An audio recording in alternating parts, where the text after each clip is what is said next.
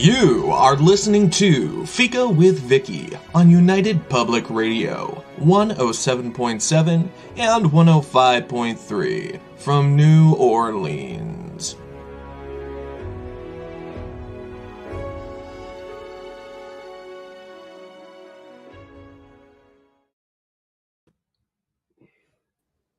Hello, everyone, and welcome to Fika with Vicky.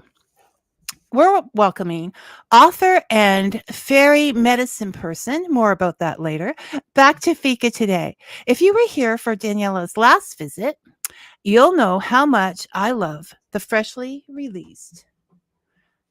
I have the book, A Fairy Path. In fact, I can't imagine reading this book and not loving it. And of course, some of that love will transfer to Daniela. I know that mine did. This time, however, we're going to focus on Where Fairies Meet, a reference guide to parallels between Irish and Romanian fairy traditions. It is part of the Pagan Portal series of books, and these books often, always, not only provide you with the insightful ideas and conclusions of the author, such as Daniela, but also gives you all the references that they used so that you can hunt them up, find them yourself, and come to your own conclusions. Imagine that independent thinking. Daniela is taking full advantage of her own independent thinking and speaking as she grew up unable to do so because of the authoritarian regime. So thank you for sharing some of those thoughts with us today, Daniela, and welcome to Fika. Thank you so much for the opportunity. Thank you so much for having me as a guest. I love being here. As a matter of fact, I have returned right after having done that first episode together, and we left so many questions unanswered and subjects untackled. So here we go today again. So before we even get started, Tamara's here to say hello. Hi, Tamara.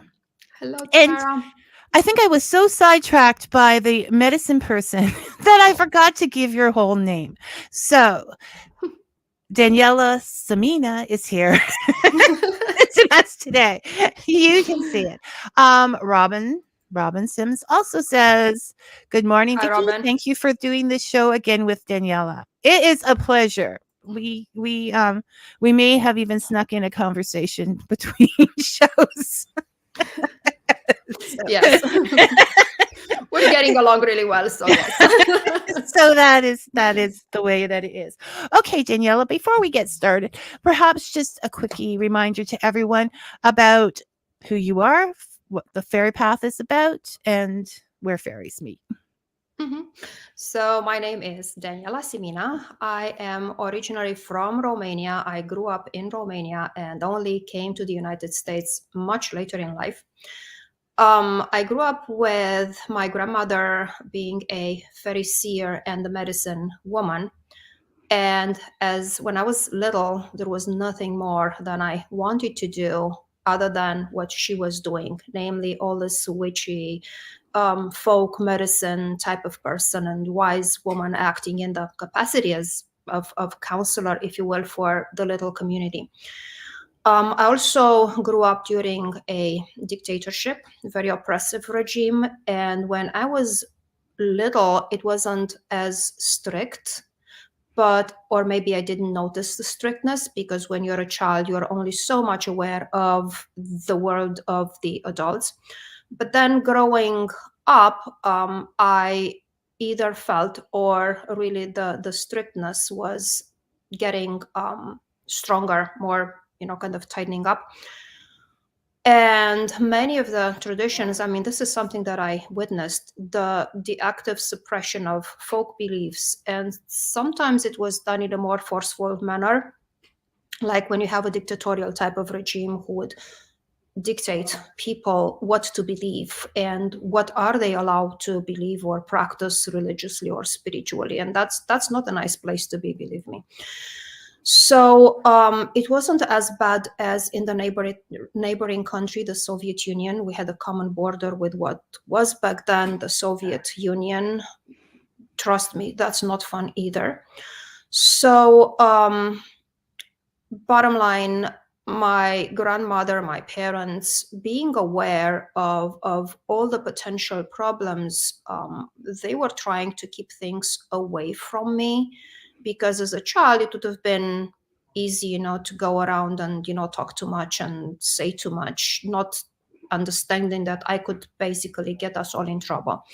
So that comes across quite a bit in A Fairy Path, which is autobiographic and describes in detail what does it mean to straddle this line in between being true and honest and authentic, and also being safe. So that's the fine line. And also the desire to treasure, to practice old customs, the lore, the fairy tales, the stories, but also behaving in a way that lines up with the society, with the facade. So that about me. That's kind of in a nutshell about me. Then I came here to the United States, and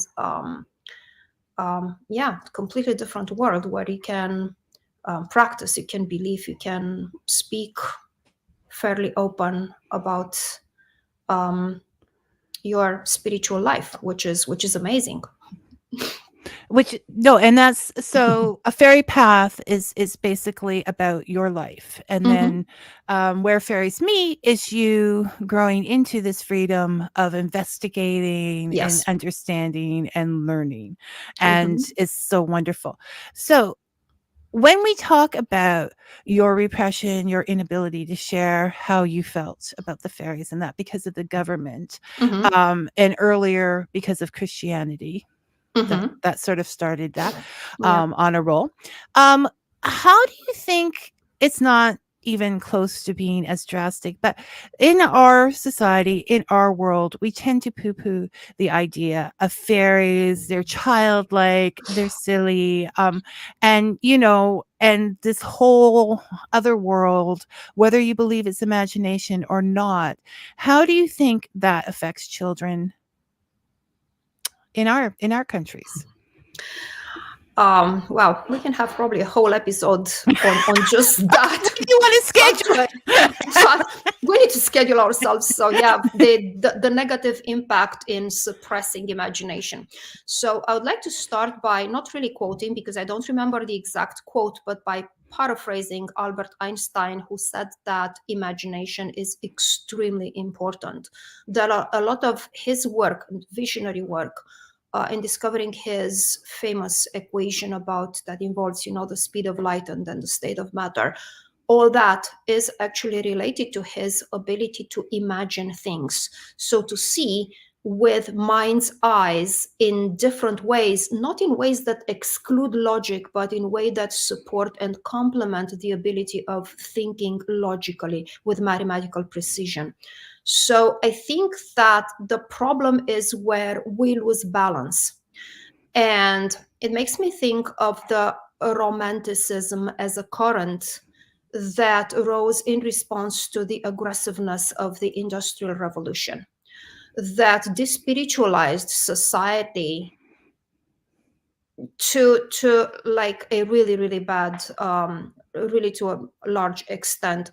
And don't get me wrong, I love technology. I love that the two of us right now and our our spectators, our viewers, they can see us and we can be on all around the planet and actually meet in a place in cyberspace. And this wouldn't be possible without technology, so high technology. However, look at what we're talking about.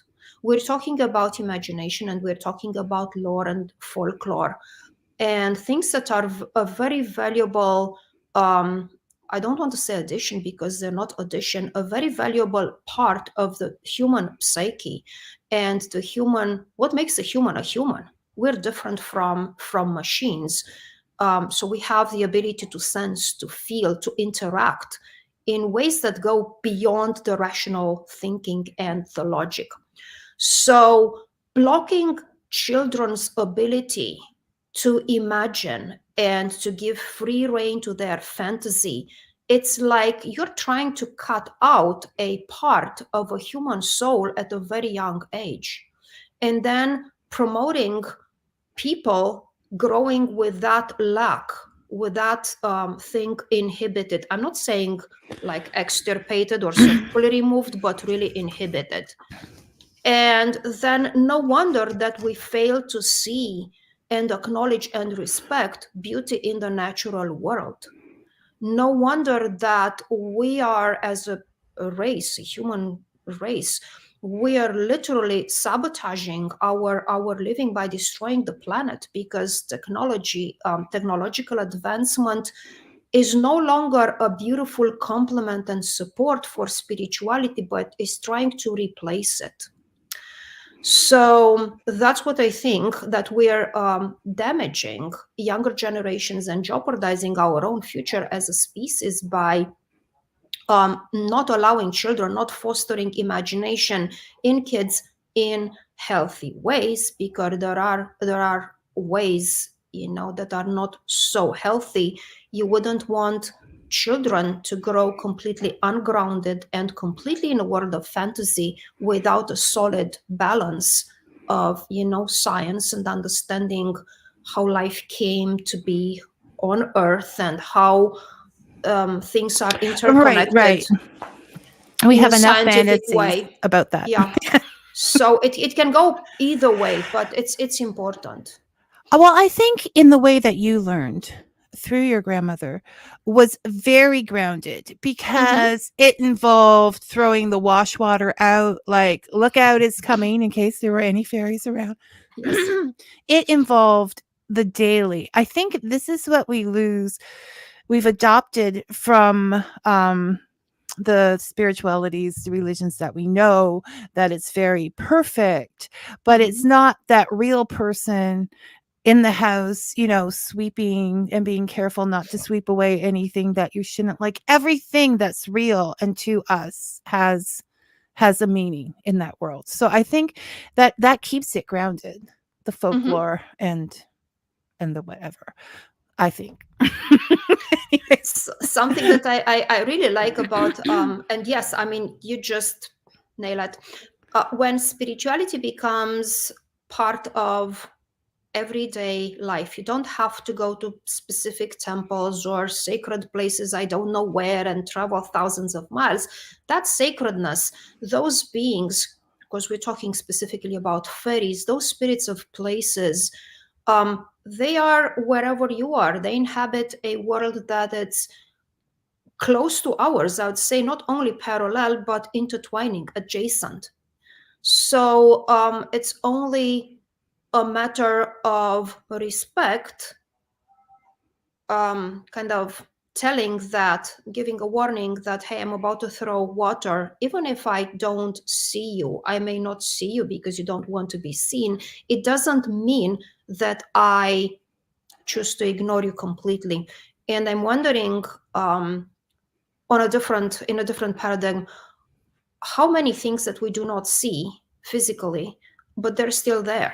Like, microbes, you don't see them unless you have a microscope, or teeny tiny organisms in the backyard that are under leaves. The fact that something is not immediately visible, it doesn't mean that doesn't exist. And if I may add a little bit to this, fairies are so many, and this takes that into people being dismissive and poo-pooing, that's children's stuff. For a while, before, in like the 19th century, when people realized that there are germs carriers of disease, people didn't know where disease come from. So when this Austrian guy, Semmelweis, scientist, doctor, came in with the idea that there are teeny tiny organisms, that are crawling around, and you get them on your hands, and that's what carries disease, they wanted to put him in a straitjacket because they thought he lost it. However, shortly after, we have microscopes, and then we have electronic microscopes, And here is some of us, it's like, hey, I told you, there really are teeny tiny things, that are carrying disease and get us all sick, like epidemic proportions. So we don't know what we will be able to measure in the future. We ended up developing the ability to see with infrared spectrum. We don't know what else we will be able to see in the future. And here we go, having like a Zoom type of encounter with the beings from another world, from another dimension, aka fairies. So we don't know where technology will be 100 years from now, or maybe sooner. So there are people. yep, so there are people. Where are they? Okay, what was that? Where were we? I don't know. So don't poo-poo be fairies. dismissive. Don't be Yep. dismissive because we don't know. You mentioned another thing about can someone, Dave would like to know, can someone explain why fairies keep hiding his socks and why? That's actually my problem. Since I do. But okay, let's go there. There's quite often in our lives something will disappear. And then we'll look and we can't find it. Now, that happened once in the old days when I had an iPod for my music, the little music, and I can't function without music in my ear when I'm doing housework, right? And I couldn't find it. And then one day, 3 weeks later, it was on the side table, right? It just appeared. And I felt like, okay, maybe I was supposed to be paying attention to something besides music, and Yeah. But you tell us in your expertness, why do fairies play tricks on us and hide things like that? Yeah, I wouldn't call myself an expert. I'm still I'm still learning. So okay, after a lifetime of this, I am still learning. So I'm still in training. Excellent. I'm still that young. Okay, maybe not so young Fairy Seer in training. But yeah, what is your opinion? Well, yeah, I do have opinions. We can talk about that. So this is why it is important for us to read the lore, because different things can have different meanings, different connotations, and in different traditions. So things known to be done by fairies in Irish lore that might be slightly different from the way they do it in the Romanian fairy lore. However, there are a lot of contingency points, think like a big common denominator. And hiding things seem to be one. Now, the reason why they're hiding things are multiple. And I figure out, this is from my own experience, because I'm going through this periodically when things disappear and then reappear in like the most unlikely places. So they want to get your attention. Like, hey, we're here and we're seeking ways to interact with you. And for now, it's your socks or your car keys, disappearing and maybe occasionally being returned. Now, if you don't do something about it and you keep ignoring us, we'll make bigger things disappear or find other ways to really get your attention. Maybe start by finding out who are the beings, the fairies in the area where you live. What is the local fairy lore? What are the local customs? There are, for example, in Ireland, the first thing that they tell you is stay away from the fairies. So don't make offerings for them inside the house. Put the offerings outside the house. We have few such things in Romania, but also we have the make offerings inside the house. We'll get there in a moment. So search what is typical of the beings that you live in the area where you live. There are fairy beings and spirits that dwell in homes, in houses, and they like to be acknowledged. Different bodies of lore have different customs around house fairies. For example, you have in Nordic cultures living on specific days porridge with a pat of butter on top for the house fairies. There is the custom of living out a saucer of milk for the house fairies or what have you. So mine like to be acknowledged that way. And oftentimes when I'm having my coffee, I'm just going to scoop a little bit and having a small dish that I keep right here on the mantle for the house fairies. So that's one thing, start building a relationship. And then while reading, informing oneself about the lore of the place that you live, you learn more about their motivations of around getting a person's attention. Maybe they want offerings. Maybe, I don't know what's, I cannot speak for everyone's spiritual path, but maybe they have assignments for you. Like in my case, they wanted me to write, and here I am writing. So maybe they're inviting you to pick up certain aspects to complement your current spiritual path. I'm just making this up. Maybe there's a divination component. Maybe they somehow nudge on your psychic abilities, so just crossed my mind. So there might be a message there, and worth exploring, investigating, because this usually opens up very nice pathways in someone's spiritual life. Well, you have spoken on the fact that you have a contract. You feel you have a contract with the fairies, and we'll get more into that. I just want to take Robin's comment here because I didn't know this. Growing up in Newfoundland as a kid years ago, Robin grew up in Newfoundland. He should Yay. he should have lots of opinions. I have heard old stories of fairies disguised as birds who would lure children into the woods, only never to be seen again. Have you heard of such stories like this, Daniela? You hear that I'm nodding here about, my head's about to fall You off, have from a nodding. story about this, Daniela. I have, so that happened to me, and it wasn't a bird, it was in human form. And I also read, and I was like really embarrassed to talk about it because it's so tongue-in-cheek. Like this fairy being comes around and tries to lure me into the woods. So I was, I don't know, 8-ish years old. So that's in the book. And fortunately, so there's a fortunately there, because I'm here and I'm talking, but I could have been not. So then my grandmother gave me a fairy 101, like protection, so you don't follow beings into the woods.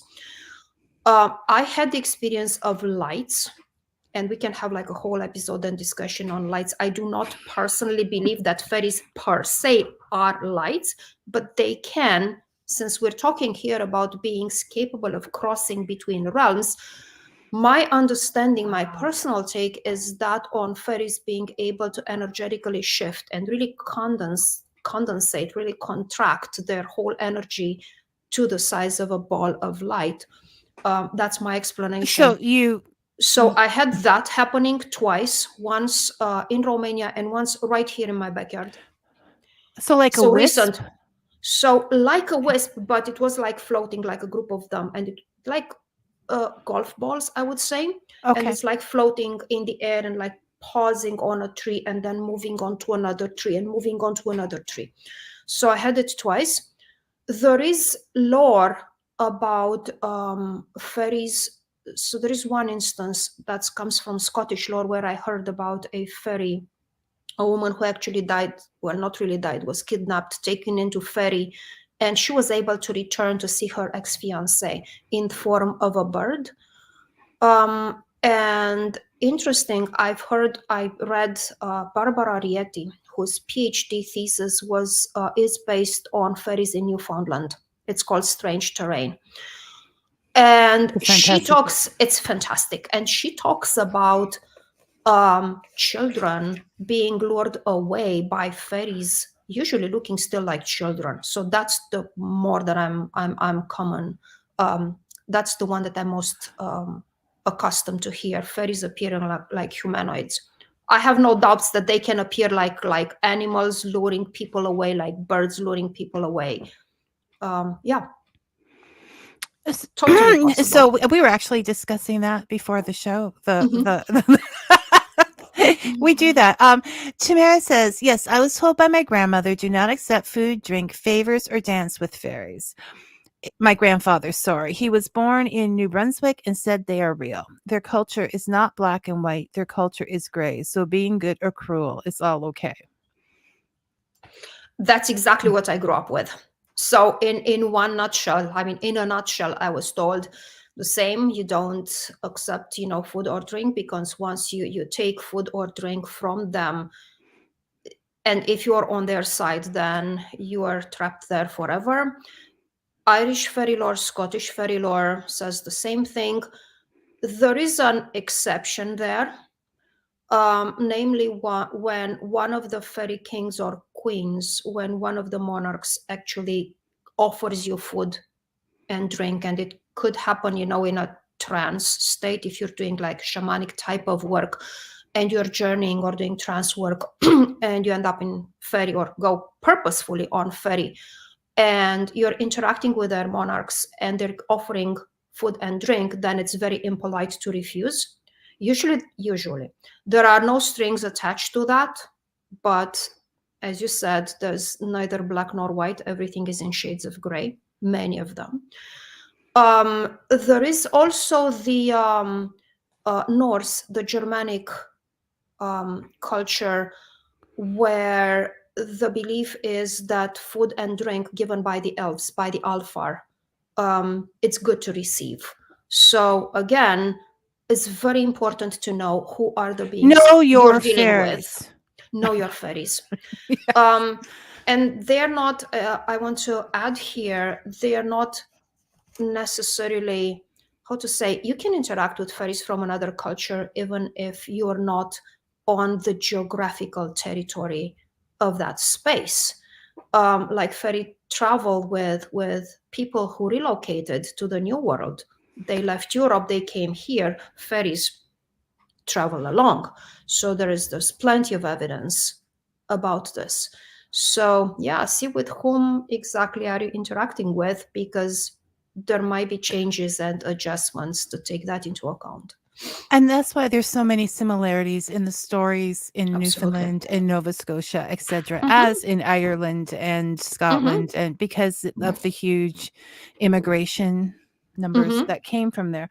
And Mhm. also, like in Nova Scotia, we were at a park whose name I can never pronounce. And pronunciation problem, people.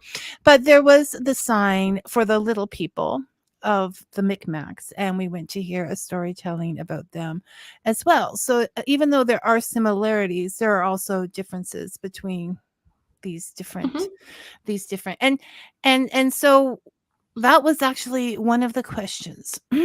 One of the endearing things I found in reading Where Fairies Meet was that once a year, the fairies will go to human households and sit by their fire and read their books. And I just like, what is the date? I want to be prepared for this. But I started thinking, what of my books would the fairies like to read? And I started thinking about my fairy books and that. And I'm like, wait, no, I wouldn't say humans want to read human books. So is it time that we stop thinking of fairies as fairies and start thinking them as, that fairy I saw or that fairy I heard about? Maybe it's not their names, but just, think of them as individuals, Mhm. like we like to be thought of. Yeah. I have a few things to add here. The part of the fairy reading, coming in and sitting by the fire. So this is a little bit. So yes, there is the I want to say common knowledge, but I'll hold back on common knowledge. The information about fairy readings by the fire come from the work of Lady Grey and Lady Wilde, mother of Oscar Wilde, Oscar Wilde. who were very much concerned. I mean, in the goodness of their heart, they wanted to preserve authentic Irish fairy lore. But occasionally, that's always the bias of the one who tells the story.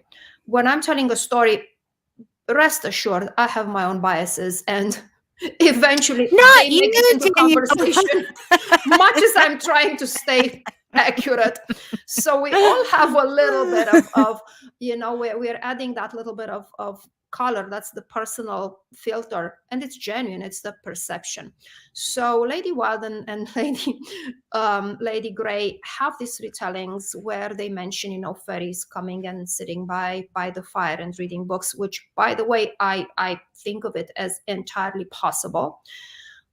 Just think of the fact that somebody who would have no appreciation for books wouldn't have me literally kick me in the shins to start writing books. So they do have an appreciation for such things. Still back to the fairy readings reading by the fire, Lady Grey and Lady Wild, they were trying to resurrect or preserve tales coming from the lore, from the folklore. Now, people in the countryside, I don't really think that was their vision of leisure. I mean, consider the 17th, the 18th century, early 17th and 18th century, when people would gather by the fire dead tired, especially, and few of them could read even the Bible. And books weren't something to find really lavishly spread in the household of you know, people living in the countryside. The average person. So they were giving their a little bit of a color, you know, of the class, of the society that fairies would go and, you know, to sit and read. When they go to the house and by the fireplace in, you know, the farmer's house, they usually expect to find the food, and you will find across the breadth of the lore, Irish lore, probably Newfoundland too, Romanian lore, the appreciation they have for offerings of food being left for them, you know, by the fire, by the hearth. Chairs put for them, you know, to come and warm themselves up. As far as what fairies would like to read, I think they're very interested in knowing how humans think and what humans really believe, because what humans think and believe affects them. What we do to the places, you know, around us really affect one way or another the fairy population that's native to the or related to the place. So I wouldn't be surprised, you know, to find them reading poetry. I wouldn't be surprised to find them reading novels and, you know, science romance, science tech, like everything. Like what's happening next? I don't know. So maybe they want to read about fairies from, like, just to get a gist of how humans think and see, and either be horrified or laugh. Oh my gosh, this is what they think about us. How can they put such thing on paper in print? So silly humans. Yeah. Silly humans. Yeah. No. It's a thought, but we have to at some point stop thinking of them as fairies and start thinking them as individual. Yes. Because they're all going to be, I mean, they may have the same customs as we do, but they're going to think differently. And somewhere there's a fairy that's thinking, you know what? I'm tired of being mean to these people. We've got to start thinking in good and bad. Yeah. Brian would like to know, if the different fairy clans have different customs, are there customs that are common between all those clans? Is there a basic, safe way for people to interact with fairy clans? That's a good one, because when we talk about fairy clans, first of all, let's think Ireland. And Ireland is different from Romania, is slightly different from Scotland, it's vastly different from Iceland. And when I'm thinking of each geographical area, and I only mention geographical areas where I am at least somewhat familiar with their fairy beliefs. So each of them have fairy beliefs that, again, have a big, like, common denominator. And being polite is a rule that applies across the breadth of these you know, cultures that I mentioned. So saying hello and introducing yourself, as basic as this. Expressing gratitude. Now, when we come to expressing gratitude, already things start to diverge. There is no problem in saying thank you. For example, if you're interacting with the elves, with the Alfar, That's my primary fairy population that I interact with, the Alfar. So in saying thank you, in Irish lore, there is the custom, there is the belief that you do not say openly, overtly thank you to the fairies, because that would somehow put you in debt. I didn't invent it. If you go and read it, you're going to find Eddie Lenihan. You're going to find Annie Lenihan, great storyteller, Shanghai of the Ireland. That's what Yes, he does. yes. You make sure that you don't use this exact phrase, this exact wording, thank you, because that puts you in a sense in debt to them, and you do not want to be in debt to the fairies, because they will come and redeem that debt whenever is convenient to them, not to you, and in whatever form is suited for them, not to you as a human. So in expressing gratitude, careful about the way you phrase it. Just, oh, I'm so grateful, probably it's fine, regardless the language that you're using. Living offerings, I found this to be literally universal. The only difference would be what specifically the fairies that you are trying to establish a relation with, or you want to be in the good graces of, what do you offer? Some things are more universal, like offering fresh water, offering fresh fruit, offering something that is a baked good, milk and dairy. All European cultures are very fond. Fairies from all European cultures are very fond. And there's a lot of lore that explains the why. Let's save it for another episode because it's long. So Daniela's coming back. So you know I'm coming back. So we can talk about offerings and how and why, like in different regions, even within the same country, in the same culture. There's a lot to know. So you can't go wrong with anything that's fresh produce and water. There are, being culturally sensitive, I know that there are nations, indigenous nations, that do not appreciate offerings of alcohol, both themselves and the fairy beings that are associated with the culture. I know others who don't really care about, you can offer alcohol. I was told by native people to live for the spirits of this land, live in the United States. So for the spirits of this land to offer cornmeal and tobacco and fresh water.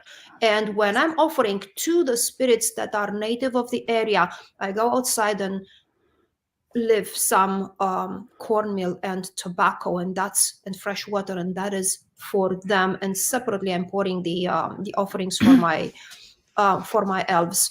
So, to summarize, saying hello and thank you and introducing yourself and not acting entitled. We are so badly conditioned since childhood that fairies somehow own something to us humans, and you just go there and the good fairy would come, make a wish, and they're gonna dump on you everything you wish for. And that's not the case. If you look into the I'm not saying it's never the case, but if you look into the fairy lore, you'll see that this is rarely the case. So not acting entitled, being nice, being polite, offering things that you believe they will appreciate, and offer before requiring, and when requiring, careful what you require so it doesn't become an unpaid debt, because you don't want that for yourself. Now, for technique, I have seen pour it in a glass. I have seen people pour it onto the ground. Either or? Either or. Again, okay. I saw offerings being made through the fire, because offerings aren't always food and drink.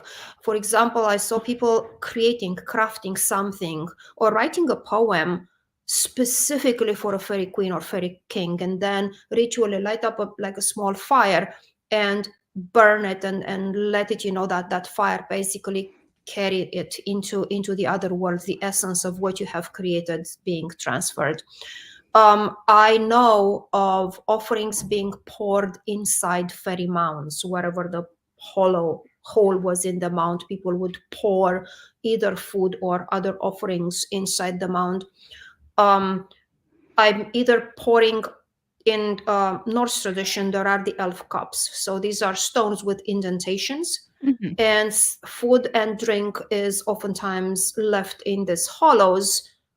And it's going to stay there for as long as it's going to stay there until either some bird or some animal is going to eat it after the good people, the Take fairies, the essence out of take it. the essence. Yeah. So when you leave offerings outside, please be careful what you put out there, Well- so it's not going to poison the wildlife. Well, it's not only that. If you live in an urban area, you don't want to be leaving a lot of foodstuffs outside because there are rodents that some people love, but can cause a lot of trouble, and you don't want to attract them, right? So Yeah. we have to be Yeah. cautious of rats and things like that.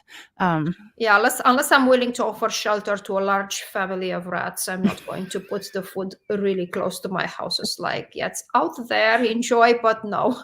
Right. So there's carefulness in this, but there's also talk that you can offer a song if you're a musician.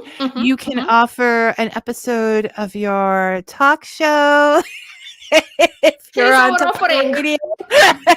Offer Absolutely. something from yourself, your heart, Mhm, that I mhm. think is genuine. Really, is the bottom line. You can't And that's go great. wrong. It's greatly appreciated because we're talking here a lot about energy. And, while fairies can take different degrees of corporeality, they can appear as embodied as a human being. And again, if you look in the lore, there are countless accounts of them appear in a way that they cannot really be distinguished from humans, typical humans. But they can also appear, as I said, like lights, or they can shapeshift of birds, as birds. So the energy part is so obvious. So it's this energy that can take on different forms.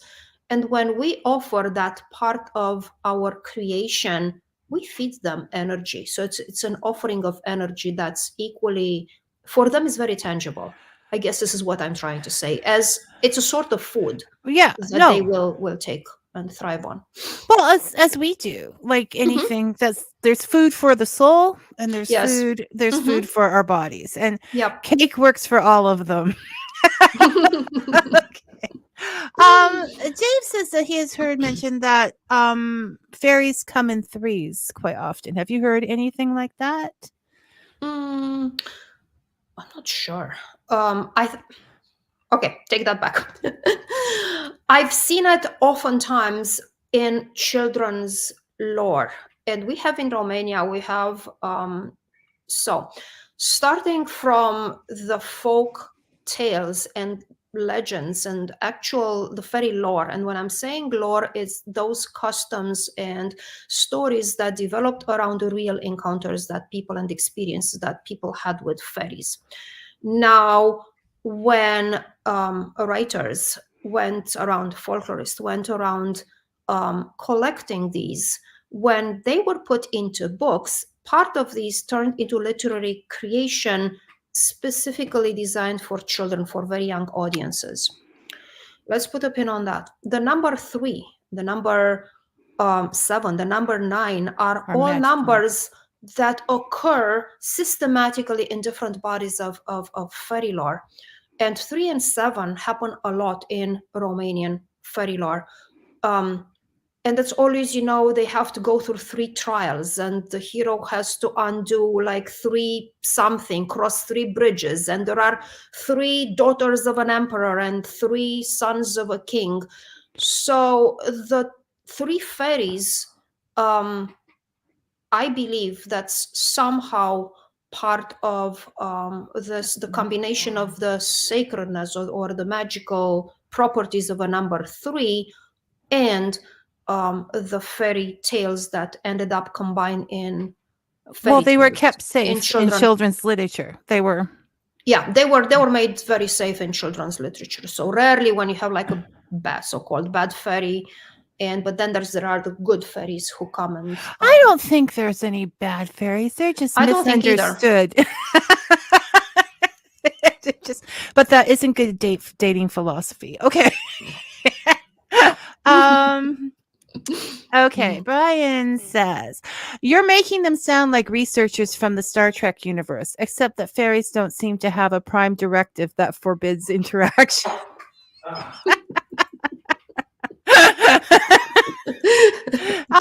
You know, perhaps fairies don't like rules for themselves. I mean, they I do think have, that they do have yeah, they rules, have. and for example, they have. I think that our understanding. Okay, we have different standards for good and bad. Just think as humans versus other populations. For example, what's good for me as a hunter when I go hunting may not be good for the deer if what I go hunting for is deer. So sometimes interests appears conflicting, and they are conflicting. Sometimes there is competition, but oftentimes there is a lot of collaboration. And we see fairies bestowing gifts upon people who demonstrate courage, who show themselves, like behave with dignity, with considerate, but also with dignity. Who knows, who are smart. So basically, they will praise value where there's value to be praised. They tend to be a little bit more in extremes in terms of reward and punishment. Sometimes their punishment may seem extreme by our standards, but this goes again to our understanding of good, bad, and values. As I mentioned earlier in the example, if I go hunting, for me it's going to be a fabulous day. If I'm coming back with a deer, for the deer, that's not going to be a great day. So But then there's sometimes misunderstanding. It would be a great deer for oftentimes, the deer if they need culling and there's too many of them. And so we don't always understand yes, what the fairies are doing for us. that's that exactly. So that's the matter of balance, and that's only brings to my mind the Yellowstone wolves when they're being reintroduced, because before that there's just deer, that rodent, this population, that grazing population and rodents, and there was basically the vegetation was disappearing. That's it. And Everybody says the they poor deer, reintroduced but they destroy the poor everything. deer, and the poor deer literally were destroying the habitat, and then they brought back the wolves, and now there's this beauty of vegetation and flowers and colors in spring, and that's a balance. None of them get too many, none of them, the numbers of the population numbers are keep each other in check. So I believe there's a lesson in it for us Well, as and well. they've been alive a long time, and they've dealt with a lot of people, and patience has got to be wearing thin at this point. Like, I feel for them. All right. Robin would like to know, what are your thoughts, Daniela, of the collection of thousands of mummified fairies and old world oddities found in the basement of Thomas Maryland's London home in the 1960s? So much as I hate to burst bubbles, so to this date, to the best of my knowledge, and I was discussing it with archaeologists and with people involved in the field of cultural anthropology. So to this date, there hasn't been any authentic mummified or otherwise buried body of any fairy or fairy being. Think leprechaun. I'm not being ironic. Leprechaun as a fairy being or other kinds of fairy beings, neither big nor small. There have no. We don't have anything like this literally found. What we have instead is a plethora of fake and put there to create sensation, and sometimes done with gosh, that's hurts even saying, to convince people to believe into the reality of fairy, which those creating this artifacts, because they're artifacts, those creating these artifacts, they do not realize that us who actually believe in fairy have to suffer even more from the ridicule and being then pointed fingers at, you see, that stuff that you claim it's true, it's actually a scam, and these scams always end up being revealed. Something that I want to say, however, there has been a shoe. Somebody found a tiny shoe I mean, not that tiny, so like a shoe, small size shoe, in a field, and so it's in Ireland, and it showed signs of tear and wear, as if it were, wore by someone who left it or discarded it. And there's been a lot of research done over it, and nobody seemed to, because the people who are interpreting and analyzing it, none of them is a true, genuine, fairy believer, so they don't really want to put that hypothesis So they're just forward. saying nothing.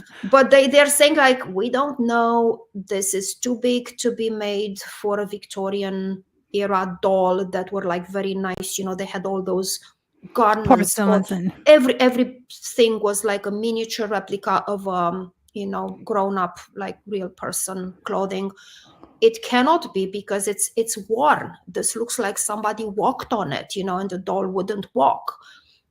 So it's too small. Nobody with the way it was sewn, what kind of, so there's a lot of, and the materials that it was made of. What was that called again, Daniela? For So it was a shoe. So I don't remember right now off the top of my head. If it doesn't say like the London shoe or something. No, it doesn't. So if you look up fairy shoe, okay. Fairy shoe, right, yes. I'm going to go through a couple more comments, and I don't even know why I sent a show sheet to you this week. Okay. We're kind of on it.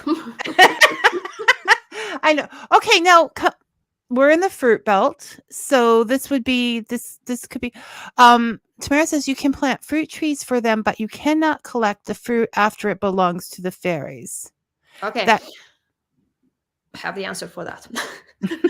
So it depends. So if you have fruit trees and they're in a place that's known to belong to fairies, like, the saying, you don't go, it's not a saying actually, you don't go to mow the grass onto fairy hills, you just let them be. You don't go to collect or pick up branches, from trees that grow onto fairy hills or into fairy spaces. You don't do that, no matter how ripe, how nice the fruit is there. If you dedicate a space to fairies, and you plant their fruit trees, then you're not going to go and pick up fruit from those trees. The timeline, so this comes also from Irish and I believe Scottish lore as well, where they say when you go berry picking in the woods, and after October 31st, you no longer, or after the first frost, you don't go to pick fruits anymore, because the puka spit on it or peed on it, whichever you prefer. So either way, don't touch them. So, and there's probably a way, to say, okay, leave something for the wildlife as well, because it's winter time. But bottom line, that's also a time when fairies claim them, and it's like, okay, you guys had enough. Now we also have our share. It's another grounding thing with nature, and as I said, just living regular life, you can live the spirituality with no problem. Okay, I'm going to take the last two that are here, and then I'm going to close it up, because Brian with just one of his remarks is, it sounds as if fairies are like writers, since writers are always coming up with ideas and creations. And I think that fairies find writers useful. When they have ideas, when they have things to communicate, to broader populations, and they're like, well, something, we need someone, to actually put this on paper. And I can piggyback right in here, the contract idea, because we touched on it, and it was also on the list. I wrote it down to come back to. Yep. When I was little, I had this moment of exuberance when I found myself yelling something in a ritual improvised. I was improvising a lot of ceremonies and rituals. And I found myself yelling out loud, and I want to be your friend forever, and I'm going to do whatever it takes. and I'm going to fulfill all your expectations and other things like this before. And please imagine this like in a cartoon, when someone comes and, grabs the other by the mouth. So this is how my grandmother, who heard me, and she was like horrified, and she didn't know how to make me shut up faster, because I was basically waging myself in service, to fairies. And she knew that fairies can be benevolent, but also have their own agendas that are more self-serving than, cater to my interests as a human being. So I had no idea at this moment that I actually did put myself under a contract, and they kept tab on me for 40 years, 40, for 40 years, until, I'll make the story very short, until it became clear that I have to write these books, and there's stuff that they want people to know, and I was the voice. I was like the I was their microphone, to. But have you considered that's why it was so difficult for you to keep quiet about it, more so than maybe other children, because you knew in your heart you were supposed to be sharing this? Oh, I'm Nope. giving you a break here, other than Daniela Nope. just talked all the time and did whatever she wanted. Nope. I could see things, and I could see, visually perceive things. And I thought that everyone has the same capabilities. It didn't occur to me that not everybody sees colors, and not everybody has these fairy occurrences. And I didn't even know that what I was seeing were fairies until grandmother endeavored to explain to me what I was seeing, and to keep quiet about it, which of course I didn't, because I could not believe that other children and other adults don't see what I see. And my question was, why don't they want to talk about it? No, it would be like anything that you saw. Like, let's explain this. Let's put it in its, when you're a kid, everything has to be filed in its little, because that's how knowledge builds, right? Yep. Okay, I'll file it here and I'll file it there. And you were not able to file it. Nope.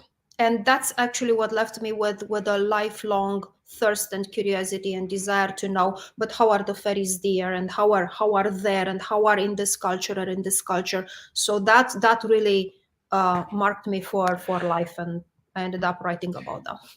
And this, I think, is a very important part for people to understand, that a child's question left unanswered is going to have results later on. Okay. You can't just ignore the questions. Answer those questions. I don't care how you answer them, just answer them. Answer your children's questions, and bear in mind that the answer you give is going to put them on a possible trajectory in the future. So you don't have to answer immediately. Just say, just a minute, go have a coffee, think about it, and come back. Think about all the possibilities. Okay, we're going to end with this one, and then because I'm sort of curious. Okay, do fairies, trolls, gnomes, leprechauns get along, or do they tend to stay away from each other, or do they wage battles sometimes? All of the above. So you have even the same kind of fairies in the same kind of, cultural context. So there's a lot in the Irish lore telling about people witnessing fairies, fairy-like armies, troops, and battling, fighting over whatever, or sometimes just for sport. They usually, get along. There's no reason, for contention in between specific fairies and trolls. It looks like they're less likely to step onto each other's toes. I never heard of conflicts between water horses and, I don't know, the puka, which are Irish beings. So, or between Romanian, we have there two types as well. Zune, known to be more benevolent, and Yele, known to be not so fond of humans. But among them, I haven't heard of any kind of clashes. So I think it's circumstantial. I have heard in Romania about fairies fighting among them, each fairy being more attached to a human community. And when human communities were in somehow contentions or litigious situations, the Big fairies themselves sides. would mirror, would do the same thing. So that's so That's again, no hard rules there. no, that's okay. So I'm going to close comments up now. Comments are going away. Okay, because we're already an hour in. So you have to send me a note when you're able to come back, because we still have lots. Sure. But I am going to read. We discussed this, and Daniela does not have her book with her. The last paragraph, because it's so lovely. I wanted it in Where Fairies Meet. Here we go. Whether from Ireland or Romania, alluring and scary, beautiful and eerie, magical, powerful, incomprehensible by human standards, neither entirely good nor entirely bad, they are fairies who elude logical thought. But this should not place their existence out of the realm of possibilities. And thank you, Daniela, so much. Thank you. Thank you so much. It was a blast. And yeah, you'll have to apparently come back so we I can will. ask. So Vicky can ask some questions that she's curious about. Those darn listeners. And keep up. Okay. And you take care. Oh, okay. So you're on Facebook. So if somebody has a question or whatever, they can ask you there. Yes, Daniela Simina author page. So you get on my author page, there's the messenger, ask questions. That's the best way. And I check it pretty regularly, like daily. So you can. So you won't be sitting there forever waiting for the famous Daniela Simina to get back to you. No, I'm quick to answer. And you have, okay, so A Fairy Path just came out January 1st, right? Mm-hmm. This Yes. will have you laugh, cry. It's everything, and it's real, but it doesn't read real. It's fantastic. Plus, there's ideas of things to do with fairies, as in Where Fairies Meet. You have the Pagan Portals Fairy Herbs for Fairy Magic coming out on September 1st of this year. Yes. A August, practical September. guide. Yeah, in September, I believe. Yes. Yeah, a practical guide of fairy fairy That's- verbal magic. I have an author copy right here, if I may. Oh, there Coming up. that you have. So this one I have. It just arrived a few days ago. So it's my author copies. I have like 4 of them. So it's a practical guide to fairy herbal magic, and it's the first book ever, to my knowledge, that gathers like 40 something plant materials and discusses water and other things in strict relationship to fairy magic. It's not like the generic use of the herbs in lore and folklore, and then, caveat, by the way, you can use them in fairy magic. This is focused on fairy magic. Because you grew up living Yep. fairy magic and collecting those herbs with your grandmother. Like, Exactly. this is the difference we talk about. They're both important, but the personal experience gives you that insight of having tried. And we know you tried some things from reading A Fairy Path. So, not always. Yeah, you need to have a fairy kind of look at people. There's a lot of detailing about things that can go wrong and what happens when they do. And yeah, no, it's just matter of fact. So yeah, definitely looking forward to that. And you're definitely going to have to let me know when you're available again. I know it's a busy time of year for you, so fit us in somewhere. Okay. Sure. All right. You take care, and we'll I will. talk to Thank you you. later. Bye-bye. Bye. So, fun again with Daniela. I'm just going to call out these shows Fun with Daniela. And for the rest of you, I will see you next week. Until then, may your coffee be hot and your story sweet. Thanks for listening, everyone.